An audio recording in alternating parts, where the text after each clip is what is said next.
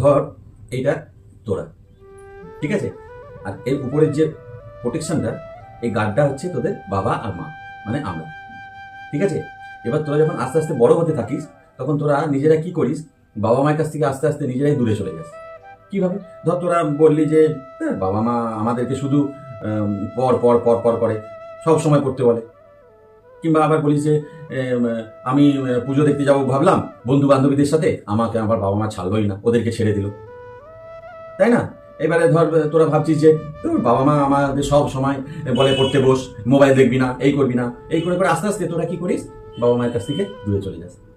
আমার বাবা মা তো ওল্ড প্যাটার্নের, কিছু বুঝে না, মোবাইলও দেখতে দেয় না, তাই না?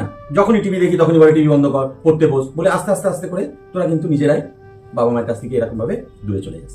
এই যে প্রোটেকশনটা থাকে বাবা মায়ের, এই প্রোটেকশনটা কিন্তু তোরা আস্তে আস্তে নিজেরাই সরিয়ে দিস, ঠিক আছে।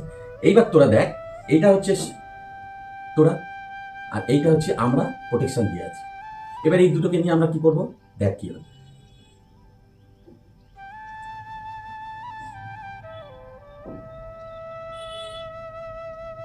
দেখ, বিনা প্রোটেকশন তোরা নিচে ডুবে গেছিস, আর বাবা মায়ের প্রোটেকশনে তোরা উপরে আছিস। তার মানে তোরা বুঝতে পারছিস যে বাবা মায়ের প্রোটেকশন কতটা দরকার তোদের। নিজেরাই দেখ, যখন আস্তে আস্তে তোরা বাবা মাকে দূরে করে দিলি, প্রোটেকশন বাবার মায়ের কাছ থেকে চলে গেল, তখন তোরা নিচে ডুবে গেলি।